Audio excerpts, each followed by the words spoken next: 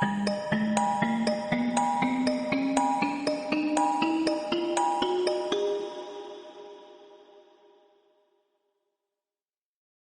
আসসালামু আলাইকুম বন্ধুরা, যথারীতি হাজির হয়েছি আপনাদের সামনে পিভট টেবিলের নতুন আরেকটি ভিডিও নিয়ে।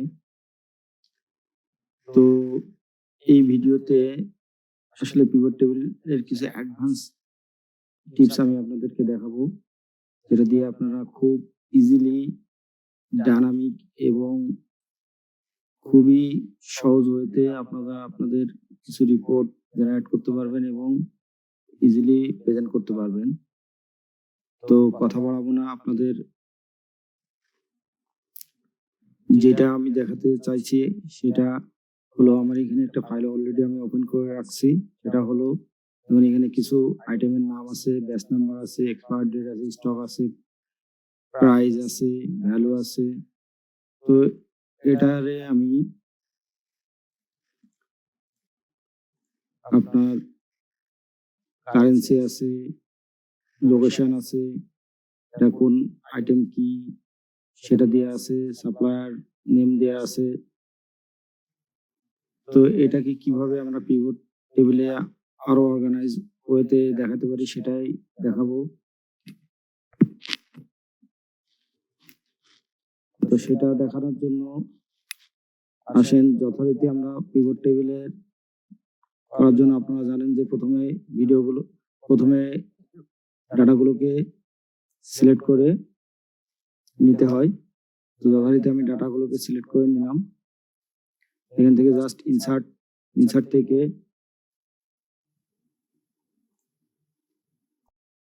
Pivot table. তো যথারীতি আমার টেবিল ফরম্যাট এখানে হাজির হয়েছে।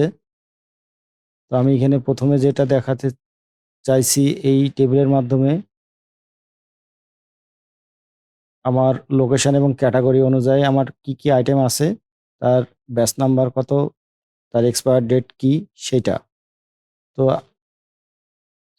যেহেতু আমি অর্ডারটাতে আবার একটু ফিরে যাই, এখানে একই আইটেম অনেকবার আছে, সুতরাং এগুলোকে সামারাইজ করতে গেলে আপনার পিভট টেবিলের কোনো বিকল্প আছে বলে আমার জানা নাই। তো আমি সাধারণত এই ধরনের কমপ্লিকেটেড ডাটার ক্ষেত্রে always I used pivot table. তো সেটাই আমার কাছে সবসময় ইজি ওয়ে মনে হয়। তো যাই হোক, পিভট টেবিলে ফিরে আসলাম। আমার এখন দরকার ক্যাটাগরি আমি দিলাম, লোকেশন সিলেক্ট করলাম, কোন লোকেশনটা আমি উপরে দিই। তো এখানে একটা অপশান, আগের ভিডিওগুলোতে যদি আপনারা দেখে না থাকেন, সেখানে আমি পিভট টেবিলের অপশান নিয়ে আপনাদের ভিডিও আমি দেখিয়েছি। তো যারা দেখেননি, please watch the previous videos. আমি এই ভিডিওতে আবারও আপনাদের অপশানের একটা টেকনিক দেখাচ্ছি। জাস্ট অপশানে ক্লিক করলাম, ডিসপ্লে থেকে এই যে ক্লাসিক পিভট টেবিল লেআউট, এটাতে আমাকে ক্লিক করতে হবে। কি জন্য করতে হবে আপনারা একটু পরেই সেটা দেখতে পাবেন। দেখুন, আমার স্টোর ওয়াইজ ক্যাটাগরি এখন আলাদা হয়ে গিয়েছে। তখন আইটেম নেমটা আমি এখান থেকে সিলেক্ট করলাম, ঠিক আছে। দেন ব্যাচ নাম্বার, এক্সপায়ার ডেট। তো দেখুন ডাটাগুলো কতটা ওয়ার্ড লাগতেছে। তো এগুলোকে সাধারণত আমি কিভাবে সাজাবো সেটাই আমি আপনাদের দেখাই। দেখুন, এখন আমার ডেটটা অটোমেটিকলি এখানে গ্রুপ হয়ে আছে। তো সাধারণত আমি সেই গ্রুপটারে কিভাবে আনগ্রুপ করব, আমার দরকার এক্সাক্ট ডেট। তো আমি জাস্ট এখানে রাইট বাটন ক্লিক করে আনগ্রুপ করব। দেখুন ডেটটা চলে আসছে। সেকেন্ড হলো, এখানে ব্যাচটার টোটাল আছে।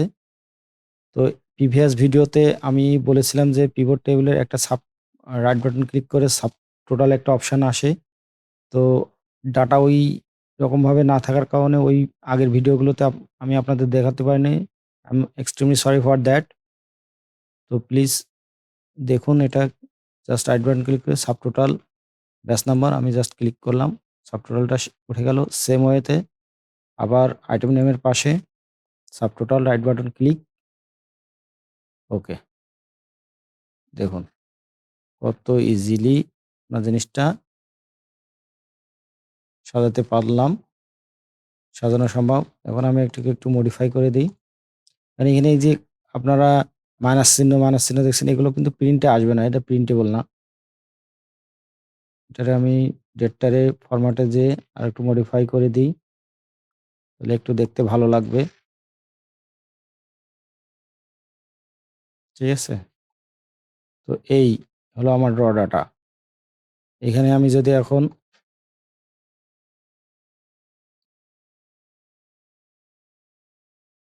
এখানে একটা দিই, ফ্রিজ ইউজ করি, দেন এটা আর ডাটা নড়বে না। এটা বারবার যদি আপনার আসে, এটাকে বিরক্তিকর মনে হয়, দেন এখানে জাস্ট ক্লোজ করবেন, অথবা পিভট টেবিল অপশনে যেয়ে এই ফিল্ডে অফ করে দিবেন। ওকে, দেখুন আমি যদি প্রিন্ট প্রিভিউ দেখি, কয়টা পেজ আছে?